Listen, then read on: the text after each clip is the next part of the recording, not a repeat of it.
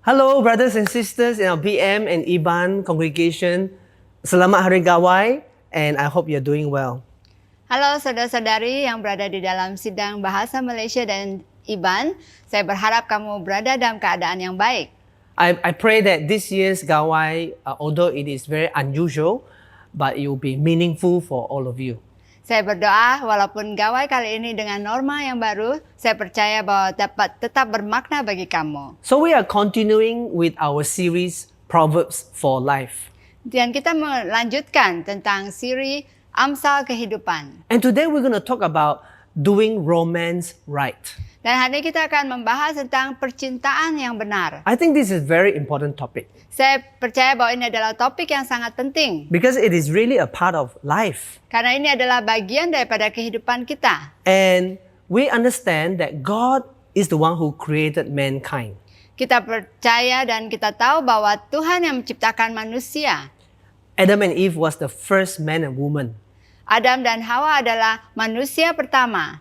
That was the first relationship. Dan itu adalah hubungan yang pertama. That was the first romance. Dan itu adalah percintaan pertama. And you know, God is the authority on how to have good relationships. Tuhan memiliki otoritas atas perhubungan yang baik dan benar. And we have the Bible as our handbook.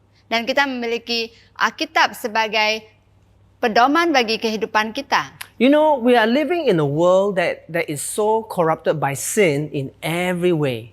Dan kita hidup di dalam dunia yang telah dicemari oleh segala perkara. And even in terms of relationship, it has been corrupted by sin. Walaupun begitu juga dalam perhubungan, banyak sekali telah dicemari oleh dosa-dosa. Today, a lot of sinful relationships is considered normal and okay, but it was not okay with God's word. Dan hari ini banyak sekali perhubungan yang sebenarnya tidak benar di mata Tuhan, tetapi di pandangan dunia itu adalah hal yang biasa dan oke saja. So that's why today we look at Proverbs chapter 5, verse 15 to 23. Itulah sebabnya kita hari ini akan melihat daripada buku Amsal 5 ayat 15 sampai 23. To learn about how to do romance right. Untuk belajar bagaimana memiliki percintaan yang benar. So verse 15 says, drink water from your own cistern, running water from your own well. Should your springs overflow in the streets, your streams of water in the public squares, let them be yours alone, never to be shared with strangers. Minumlah air dari kulahmu sendiri, minumlah air dari sumurmu yang membual. Patutkah mata airmu meluap keluar seperti batang-batang air ke lapangan-lapangan? Biarlah itu menjadi kepunyaanmu sendiri, jangan juga menjadi kepunyaan orang lain. Verse 18, may your fountain be blessed, and may you rejoice in the wife of your youth. A loving doe, a graceful deer, may her breast satisfy you always. May you ever be intoxicated with her love. Diberkatilah kiranya sendangmu, bersukacitalah dengan istri masa mudamu, rusa yang manis, kijang yang jelita. Biarlah buah dadanya selalu memuaskan engkau dan engkau senantiasa meraih karena cintanya. Why, my son, be intoxicated with another man's wife? Why embrace the bosom of a wayward woman? For your ways are in full view of the Lord, and he examines all your paths. The evil deeds of the wicked ensnare them. The cords of their sins hold them fast. For lack of discipline, they will die, led astray by their own great folly. Hai anakku, mengapa engkau berahi akan perempuan jalang dan mendekap dada perempuan asing? Karena segala jalan orang terbuka di depan mata Tuhan, dan segala langkah orang diawasinya. Orang fasik tertangkap dalam kejahatannya dan terjerat dalam tali dosanya sendiri. Ia mati karena tidak menerima didikan, dan karena kebodohannya yang besar ia tersesat. Let us pray. Mari kita berdoa. Dear Lord Jesus, we thank you that you have given us the word of God. Tuhan, kami berterima kasih karena Engkau telah memberikan kami firman-Mu. The word of God is like the Google map for our lives. Firman Tuhan seperti Google Map bagi kehidupan kami. And today we pray that your Holy Spirit will help us to understand about how to do romance in the right way. Dan kami berdoa kiranya firman-Mu pada hari ini akan mengajar kami bagaimana untuk memiliki percintaan yang benar. Because your desire is always to bless us and not to harm us. Karena kerinduan-Mu adalah untuk memberkati kami, bukan untuk mencelakakan kami. We pray for all the different ones listening today. Kami berdoa untuk setiap kami yang mendengarkan hari In ini. Jesus' name we pray. Dalam nama Tuhan Yesus kami berdoa. Amen. Amen. So friends, I think it's important to talk about relationships in terms of a love relationship between a man and a woman. Jadi sangat penting kadang kita untuk membahas tentang perhubungan percintaan seorang lelaki dengan perempuan. Because if we don't get our understanding from the Word of God, we will take it from the world, and the world many times doesn't teach us the right things. Karena jika kita tidak dapat mendapatkannya daripada firman Tuhan, maka kita akan mencari jawaban di dunia dengan nilai-nilai dunia. Some people listen to the advice of their friends who are also very worldly and it is not reflective of God's values. Mungkin ada beberapa orang yang mendengar daripada kawan-kawannya yang tidak memiliki nilai-nilai Alkitabiah dan memberi nasihat berdasarkan nilai dunia. So let's start with the first thing, and that is the basis of romance. Mari kita mulai daripada perkara yang pertama. Poin yang pertama itu asas percintaan. You know, we need to understand what is the foundation for romance. Mari kita memahami apakah asas ataupun dasar daripada percintaan. Romance actually can be explained as the emotional feelings of love between a man and a woman that continues in a marriage for a lifetime.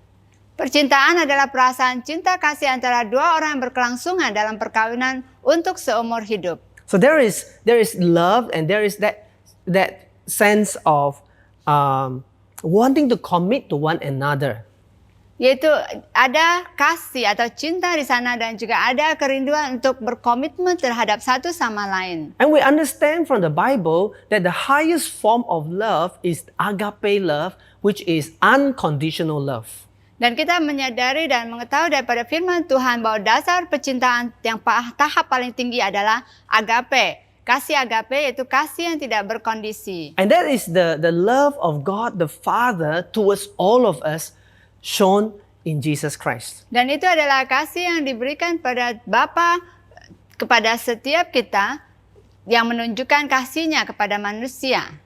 And the source of agape love is God Himself. Jadi sumber daripada kasih agape adalah Tuhan itu sendiri. 1 John chapter 4 verse 16 says God is love. Di 1 Yohanes 4 ayat 16 dikatakan Allah adalah kasih. And whoever lives in love lives in God. Dan barang siapa tetap berada di dalam kasih, ya tetap berada di dalam Allah. And this is how love is made complete in our lives. Dan hal inilah kasih Allah sempurna di dalam kita. So when the man and woman have the love of God in their lives, Pada saat seorang lelaki dan perempuan memiliki cinta dalam kehidupan mereka, and then they love each other, dan mereka mencintai satu sama lain, the Bible says this is how love is made complete in us. dan Alkitab mengatakan inilah bagaimana kasih itu sempurna di dalam kita. You see, God really wants us to enjoy a high quality of true love. Tuhan mau kita menikmati quality daripada kasih yang murni. And only when we build our love on God's love, on agape love, then the relationship will survive through every situation. Hanya dengan berdasarkan kasih agape, maka percintaan kita akan berlangsung dan dapat berkekalan lama. So there is longevity and sustainability. Di mana ada kelangsungan dan juga dapat berkepanjangan. But the way of the world is very different. Tetapi cara dunia berbeza. Because their source of love is rooted in physical liking or sexual attraction or lust. Karena sumber cinta di dunia ini adalah berdasarkan sexuality dan nafsu juga. And if we start romance with the wrong beginning, it is doomed from the start. Jadi jika kita memulai percintaan dengan dasar atau yang salah itu akan hancur atau tidak akan berkekalan. Because any relationship built on worldliness will not last a long time. Karena segala perhubungan yang dibangun atas dasar dunia itu tidak akan berkepanjangan. So we must be very careful, my dear brothers and sisters, on what we build our romance on. Jadi kita harus berhati-hati bagaimana dan atas dasar apa kita membangun percintaan kita. For example, good looks doesn't last forever. Contohnya kecantikan ataupun rupa yang paras yang cantik itu tidak akan berkekalan. If you depend on good looks, once your good looks are gone, the person's eyes will be looking at someone else. Karena jika kamu berdasarkan paras wajah yang cantik, suatu saat kecantikan itu hilang karena kamu sudah tua, dia akan memandang kepada orang lain. So that is the wrong basis for romance. Jadi itu adalah dasar percintaan yang salah. Another example is you marry someone because they are very rich. Contoh lainnya itu kamu mengawini seseorang karena dia kaya. Don't really love the person. Kamu tidak begitu mencintai orang tersebut. You love their riches. Kamu hanya mencintai kekayaannya. Now that is like selling your body and your soul for the sake of an easy life. Itu seperti menjual jiwa dan raga kamu demi kehidupan yang mudah. That is not the way God designed us to live. Itu bukan cara Tuhan mau kita hidup. So the best basis for romance to be successful, it must begin with a reverence for God. Jadi cara yang paling baik dalam pembangunan dasar daripada percintaan adalah rasa hormat dan takut akan Tuhan. You see, the book of Proverbs is the book of wisdom. Buku Amsal adalah buku yang memberikan kita hikmat dan kebijaksanaan. And it starts by saying that the fear of the Lord is a beginning of wisdom. Di mana dimulai dengan dikatakan dalam ayat pasal 1 yaitu hikmat dimulai daripada takut akan Tuhan. That's why when you begin with God, you ask God, Lord, who is the person you have for my life? Dengan memulai percintaan dengan rasa takut akan Tuhan, kamu akan menanyakan kepada Tuhan dan berdoa pada Tuhan, siapakah yang tepat bagi kehidupan saya? And every step of your journey, you are always thinking about God and what is the best for us in God. Dan kita selalu memikirkan tentang apa yang terbaik di mata Tuhan. So verse 15 to 17 tell us what is not the best for us. Dan ayat 15 sampai 17 memberitahu kepada kita apa yang tidak baik bagi kita. It says, it tells us, in summary, I would say it's telling us that if you are married, don't go looking for romance somewhere else or with someone else.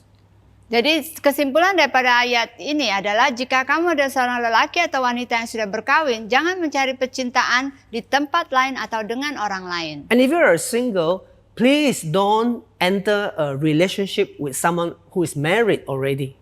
Dan bagi kalian yang masih bujang, janganlah memulai hubungan atau percintaan dengan orang yang sudah menikah. So verse 15 tells us, drink water from your own cistern, running water from your own well. Di ayat 15 dikatakan, minumlah air dari kulamu sendiri dan minumlah air dari sumurmu yang membual. It's a picture word. Itu adalah gambaran. The cistern or the water from your own well is a picture of your own wife or your own husband. Jadi kata di sini adalah menggambarkan tentang yaitu memiliki percintaan hanya dengan suami atau istrimu saja. And verse 16 says, should your springs overflow in the street, your streams of water in the public square? Dan ayat ke-6 dikatakan, patutkah mata airmu meluap keluar seperti batang-batang air ke lapangan-lapangan? You can say, you can put it another way to say, would you share your husband or wife with other people out there? Dengan kata lain bahwa apakah kamu mau berbagi suami atau istri kamu dengan orang lain secara keintiman? Would you be happy with that? Apakah kamu akan merasa senang atau merasa hal itu adalah baik? Of course not. Tentu saja tidak. We wouldn't want to do that. Kita tidak mau itu terjadi. So verse 17 says, let them be yours alone. never to be shared with strangers. Dan dikatakan di situ ayat 17, biarlah itu menjadi kepunyaanmu sendiri, jangan juga menjadi kepunyaan orang lain. So we learn here that the valid or the legitimate outlet for sexual intimacy is with the person that you have married. Jadi kita belajar daripada ayat ini bahwa keintiman itu hanyalah dilakukan di dalam suami istri atau di dalam lingkungan sendiri dengan pasangan kamu sendiri. And we don't go looking elsewhere. Dan kita tidak mencari ke tempat lain. So Paul have this powerful advice in 1 Corinthians chapter 7 verse 2. Dan Paulus memiliki nasihat di dalam 1 Korintus 7 ayat 1 sampai 9. And he says, but since sexual immorality is occurring, each man should have sexual relations with his own wife and each woman with her own husband. Dan sekarang tentang hal yang kamu tulis adalah baik bagi laki-laki atau ia tidak berkawin, hendaklah suami memenuhi kewajibannya terhadap istrinya, demikian juga istri terhadap suaminya. Just as in those days and it's true today, there's so much sexual immorality around. Karena pada masa itu sama seperti saat ini terlalu banyak sekali dosa-dosa seksual. And the world think it is okay, but Paul is telling us as God's people, it is not okay to get involved with sexual immorality. Dan mungkin dunia memberitahu kepada kita bahwa itu adalah hal yang biasa dan itu tidak apa untuk dilakukan. Tapi Paulus mengatakan dengan jelas di dalam 1 Korintus bahwa itu tidak baik dan itu adalah dosa. So I want to encourage all the men, whether you're single or married, don't let your eyes stray everywhere. Jadi saya mau mendorong setiap lelaki, apakah kamu sudah berkawin atau masih bujang, jangan biarkan mata kamu menjadi liar. For the singles, when you look at someone of the opposite sex, we got to be pure in our mind. Bagi orang yang masih bujang, sebagai lelaki bujang, pada saat kamu memandang saudari-saudari yang ada atau perempuan yang ada di sekeliling kita, marilah kita memandang dengan hati dan pikiran yang murni. Of course, it's true also for the married men. Keep pure in your mind. Dan begitu juga bagi lelaki yang sudah berkawin, yaitu kamu perlu memiliki pemikiran yang murni. But one thing more for the married people is don't look for sexual intimacy or close relationship with some other woman who is not your wife. Dan lebih penting lagi bagi lelaki yang tak berkawin untuk tidak mencari percintaan ataupun keintiman seksual dengan orang yang bukan istri kamu. And I want to talk about this fantasy world that a lot of men and women build in their mind. Saya mau membahas tentang dunia fantasi yang dibangun oleh lelaki atau perempuan di dalam pemikiran mereka. So you watch movies. Contohnya kamu menonton movie. Or you read romance novels. Atau kamu membaca novel-novel percintaan. And in your mind, you build up the ideal man or the ideal woman. Dan kamu mulai membangun fantasi atau kayak berangan-angan tentang percintaan berdasarkan novel ataupun movie yang kamu tonton. And your real husband or your real wife will never be able to live up to the standard of the ideal that you have in the mind. Kamu tahu bahwa suami atau istri kamu mungkin tidak dapat memenuhi angan-angan atau fantasi yang kamu bangun. And if you keep on doing like that, you will never be happy with the person that you marry. Jika kamu selalu melakukan atau memiliki pemikiran fantasi seperti itu, kamu tidak akan pernah bahagia ataupun puas dengan perkawinan kamu. So all the women, your husband will never look as handsome as Brad Pitt. Semua perempuan atau wanita, suami kamu tidak akan setampan Brad Pitt. You love your husband the way he is. Cintai suami kamu siapapun dan siapapun dia. And all the men, your wife will never be Angelina Jolie. Dan bagi semua suami, istri kamu tidak akan menjadi seperti Angelina Jolie. Stop comparing.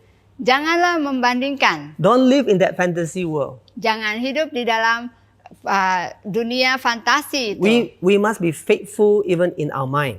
kita perlu setia walaupun dalam pikiran Because kita. God wants to bless your marriage. Karena Tuhan mau memberkati perkawinan kamu. And God wants your marriage to last a lifetime. Dan Tuhan mau perkawinan kamu untuk berkekalan. And that it grows better and better as the years go by. Dan menjadi lebih baik bersamaan waktu dan tahun berlalu. So romance is for a lifetime. Jadi percintaan adalah untuk sepanjang hidup In a marriage relationship. di dalam perkawinan. Okay?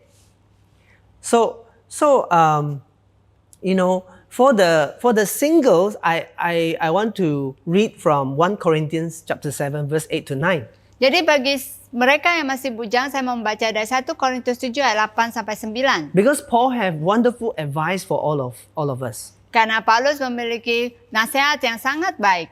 Verse 8 says, "Now to the unmarried and the widows I say, it is good for them to stay unmarried, as I do. But if they cannot control themselves, they should marry, for it is better to marry than to burn with passion."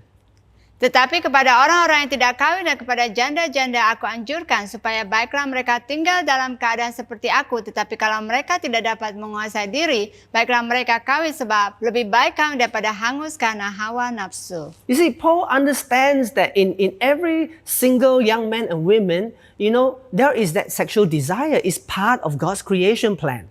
Paulus menyadari dan mengerti bahwa di dalam kehidupan lelaki atau perempuan ada satu keinginan seksual yang ada di dalam mereka. And when we live in a world that is constantly bombarding us with sexual thoughts and images through the media, you know, it is difficult for the Christian young men and women to walk right with God. Dan dengan dunia yang dipenuhi dengan cerita ataupun kisah-kisah percintaan yang begitu berduniawi, itu agak sangat sulit bagi anak-anak muda untuk tetap dapat hidup benar dan di hadapan Tuhan. So Paul tells us that if you cannot control yourself, get married. Dan Paulus menasihatkan jika kamu tidak dapat mengawal diri, berkawinlah. But I want to say, marry someone of the same faith. Dan saya mau mendorong kamu untuk mengawini orang yang memiliki iman atau seiman dengan kamu. Why? Kenapa? Because then both of you have the same foundation of agape love, what I talked about earlier on. Sehingga kamu berdua memiliki dasar kasih atau percintaan yang sama, yaitu kasih agape. And as you grow in God's love, you will also grow in love for each other. Karena pada saat kamu bertumbuh dalam kasih kamu kepada Tuhan, kamu akan bertumbuh dalam percintaan kamu untuk satu sama lain. I have a tip for all the singles. Saya memiliki satu tips untuk mereka yang masih bujang. You're thinking, Pastor, how do I look for a life partner? Mungkin kamu berpikir, bagaimana saya mencari pasangan hidup, Pastor? I have this advice for all of you. Saya memiliki nasihat ini untuk kamu. You got to read your Bible. Kamu perlu membaca Alkitab. For the guys, Untuk lelaki, you want to look for the woman that fits the criteria in Proverbs chapter 31. carilah wanita yang memenuhi Amsal 31. But you say, I don't know what is Proverbs chapter 31. Mungkin kamu katakan, saya tak tahu apa yang tertulis dalam Amsal 31. That's your problem, Lord. Jadi itu adalah masalah kamu lah. You must read the Bible. Kamu perlu membaca Alkitab. And what about the sisters? Dan bagaimana dengan wanita-wanita atau gadis-gadis? You need to find the man who fits what the Bible says from Proverbs chapter 1 to chapter 30. Kamu mencari lelaki yang dapat sesuai dengan Amsal 1 sampai pasal 30. That they are the men that follow God's ways. Yaitu lelaki yang mengikuti cara Tuhan. Now some of you say, Pastor, this is not fair. Dan mungkin beberapa dari antara mereka ini tidak adil. How come the girls only get one chapter? Kenapa perempuan hanya satu pasal saja? And we men have 30 chapters. Dan lelaki memiliki 30 pasal. I tell you why. Saya beritahu kenapa. Because men have more problems in the area of relationships than women. Karena lelaki lebih banyak masalah di dalam perhubungan dibandingkan dengan wanita. So don't get your ideas and ideals about life partner from the world. Jadi janganlah membiarkan ide daripada dunia menjadi pedoman dalam percintaan Because Anda. they are just telling illusions, delusions, and lies. Karena mereka hanya memberitahu tentang kebohongan, ilusi, dan juga khayalan. You will never find Mr. Perfect. Karena kamu tidak akan menjumpai Mr. Yang paling tepat. You will never find Miss Perfect or Miss Right. Kamu tidak akan menemukan wanita yang sempurna. Because no one in this world is perfect. Karena tidak ada seorang pun di dunia ini yang sempurna. The Bible tells us all of us are sinners. Karena kita mengatakan kita semua adalah manusia yang berdosa. We are imperfect. Kita semua adalah tidak sempurna. Only God is perfect. Hanya Tuhan saja yang sempurna. That's why the basis for romance must be God. Jadi itulah sebabnya dasar daripada percintaan haruslah Tuhan. The second thing I want to talk about today that can help us to do romance right is to understand the dynamics of romance. Poin yang kedua adalah memahami tentang dinamik percintaan. And you know, husbands, I want to tell you that you need to regard your wife as your blessing and your joy. Kamu sebagai suami, istri kamu adalah sumber berkat Anda dan kegembiraan Anda. That every time you look at your wife's face, you will say in your heart, I'm so blessed by God because of this woman. Jadi setiap kali kamu memandang istri kamu akan mengatakan, oh Tuhan, saya sangat diberkati dengan perempuan ini. So men, I give you a tip.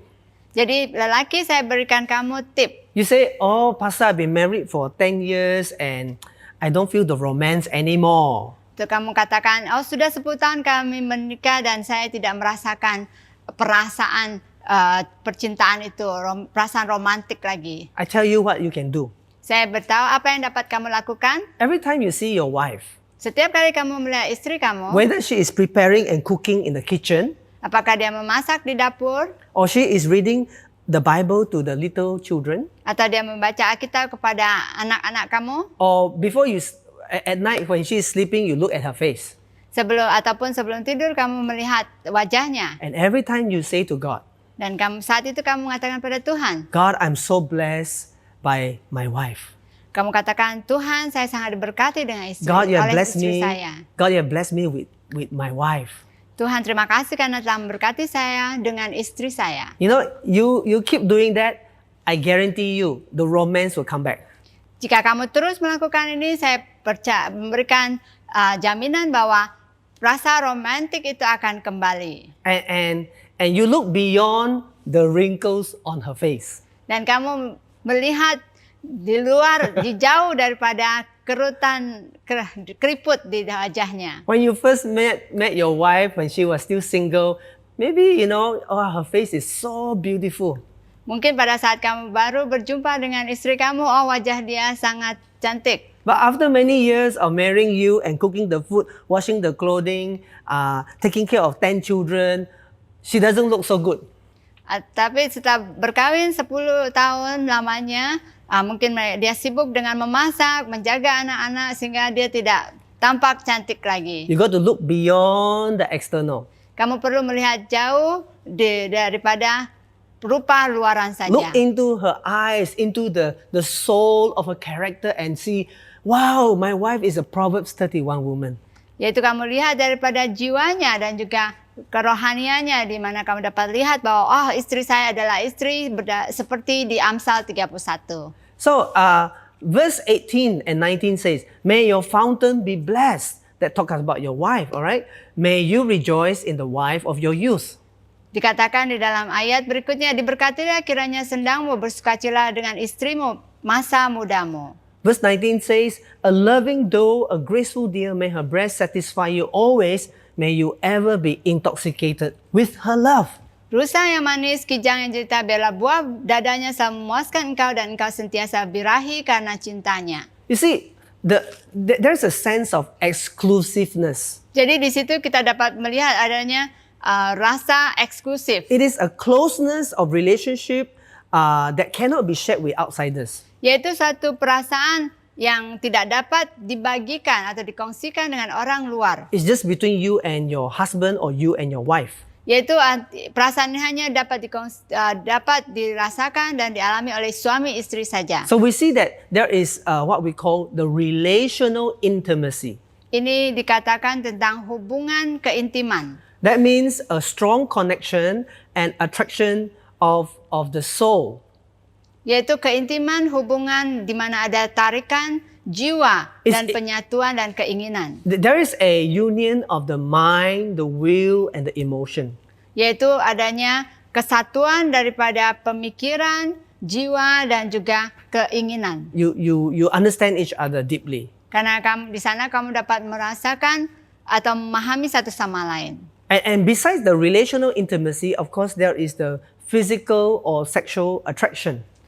Selain daripada pemikiran dan juga perasaan, juga ada hubungan fisikal dan seksual di sana. You know, friends, as I preach this message, some of you will be shocked. How can pastor talk about sex in a message? Bersamaan saya mengongsikan hal ini, mungkin kamu terkejut kenapa dapat pastor kongsikan tentang seksual. But it's in the Bible.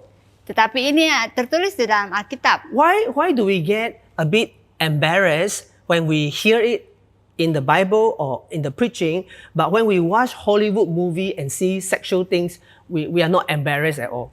Kenapa kita merasa terkejut dan merasa malu pada saat mendengarkan khotbah tentang seksual ataupun membaca firman Tuhan tentang seksual, tetapi pada saat kita menonton movie tentang seksual kita tidak merasa malu ataupun terkejut? We should rejoice when the Bible talks about sexual intimacy of a husband and wife. Kita perlu bersuka cita pada saat Alkitab membahas tentang hubungan suami istri dan juga hubungan seksual. We should repent if we keep watching movies that show all the wrong values and practices of relationship. Kita perlu bertobat jika kita selalu menonton movie yang memberitahu kepada kita hubungan seksual yang salah. Sex is a big deal in God's creation.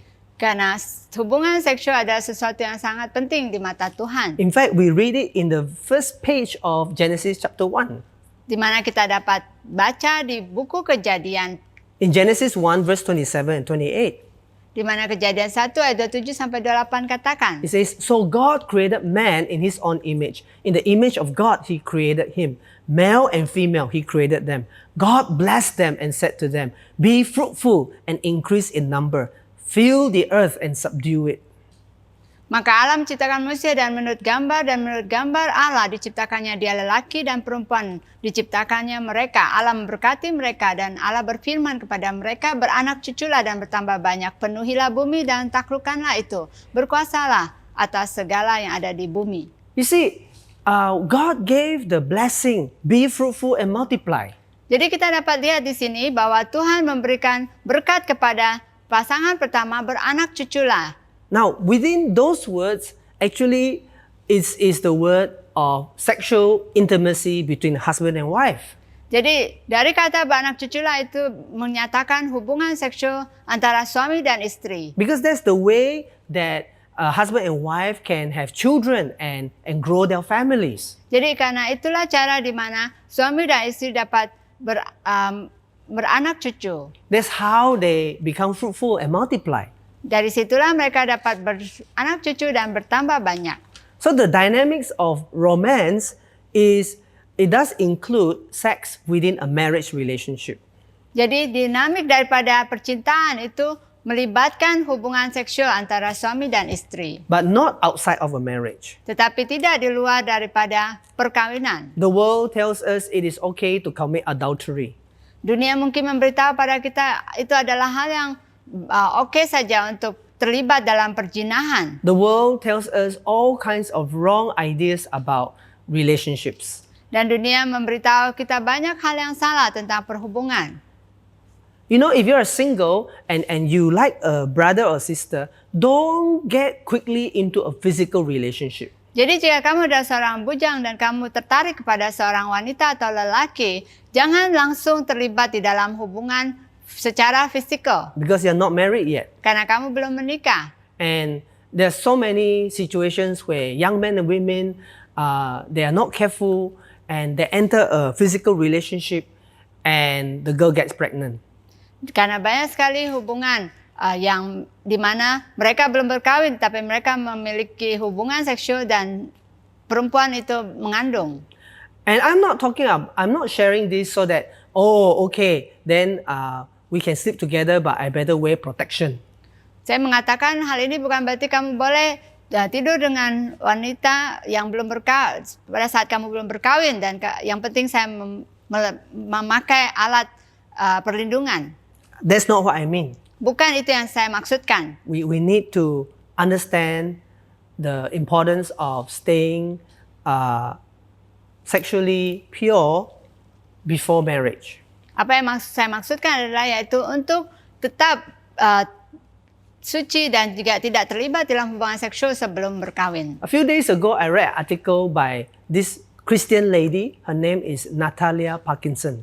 Beberapa hari yang lalu saya membaca sebuah artikel yang ditulis oleh Natalia Parkinson. And she said, she wrote about wait for the guy. Dia menulis tentang tunggu lelaki itu. Wait for the right guy. Tunggu lelaki yang tepat. And she says, wait for the guy who, number one, makes you laugh. Dia katakan secara ringkas bahwa tunggulah lelaki yang membuat Anda ketawa. Number two, the guy who motivates you. Memberi motivasi kepada Anda. You know, that means he desires you to become better. Yaitu dia mau melihat kamu menjadi lebih baik. Number three, who respects you.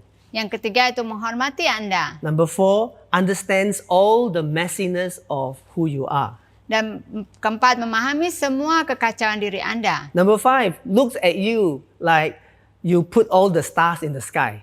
Dan yang kelima, melihat engkau seperti kamulah yang meletakkan semua bintang di langit. That means he adores you. Di mana dia memuja kamu. Number six, someone who prays for you and prays with you.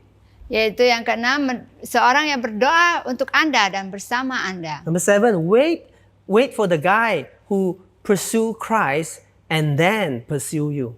Tunggulah laki yang mengejar Kristus terlebih dahulu sebelum mengejar kamu. Number eight, wait for the guy who will continue to pursue you even after you are his. Dan yang ke-8, terus mengejar Anda walaupun Anda adalah sudah menjadi miliknya. Number nine, the guy who puts in the effort and does not take you for granted. Yaitu tunggulah lelaki yang selalu berusaha dan tidak mengabaikan Anda. Okay, I want to do a very quick advertisement. Saya mau melakukan satu iklan yang cepat. If you are single and you're preparing towards marriage, Jika kamu adalah seorang yang masih bujang dan mempersiapkan diri untuk perkawinan, talk to your leaders because we have something called the marriage preparation course. kamu boleh berbicara dengan pemimpin kamu karena kami memiliki kursus persiapan perkawinan. And if you are already married and you want to know how to build your marriage even better, we have something called the marriage course. Dan jika kamu sudah berkawin dan kamu mau membangun perkawinan kamu menjadi lebih baik lagi, kita ada kursus perkawinan. Let me quickly conclude with number 3. Mari saya memberikan kesimpulan dengan poin yang ketiga. And I want to talk about the disastrous romance. Saya mau membahas tentang bencana percintaan yang salah. It is the one that is a tragedy. Yaitu yang menyebabkan tragedi. This is a romance that God will not bless. Ini adalah percintaan yang Tuhan tidak akan berkati. We find this from verse 20 to 23. Dan kita melihat itu di dalam ayat 20 sampai 23. And in verse 20 to 23, it tells us to guard our heart against adultery. Di sana dikatakan, jagalah hatimu daripada percabulan. Matthew 5, verse 27-28 is Jesus teaching about adultery.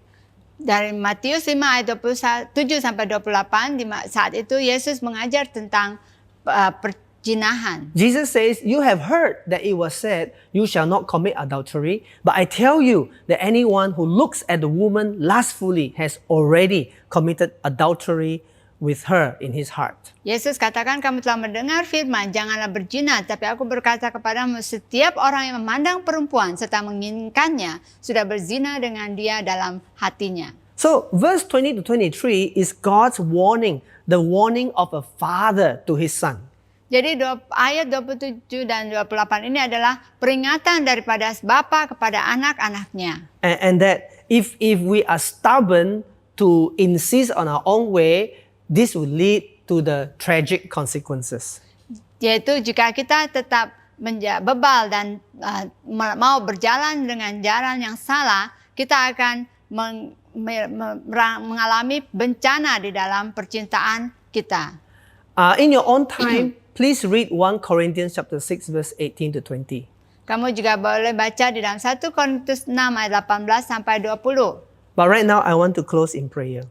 Saat ini saya mau tutup di dalam doa. Maybe this message have convicted you of something that you have done wrong in your life as far as relationship is concerned. Mungkin khotbah pada hari ini telah mengingatkan atau menegur kamu tentang hal yang salah dalam kehidupan kamu tentang percintaan. It's not too late to repent. Tidak pernah terlambat untuk bertobat. Jesus says, Jesus does not condemn us. Yesus tidak pernah menghakimi kita. He didn't condemn the woman who was caught in adultery. Dia tidak menghakimi atau menghukum wanita yang telah berzina. But Jesus told her, neither do I condemn you. Di mana Yesus katakan, saya pun tidak akan menghukum kamu. But go and sin no more. Tetapi pergilah dan berhentilah berdosa. And 1 John 1:9 says that if we confess our sins, He is faithful and just to forgive us our sins and cleanse us from all unrighteousness. Dan di dalam 1 Yohanes 1 ayat 9 dikatakan, jika kita mengaku dosa kita, maka Dia adalah setia untuk mengampuni dosa-dosa kita. And for the rest of you, let the Word of God guide you to build a wonderful romance of a lifetime.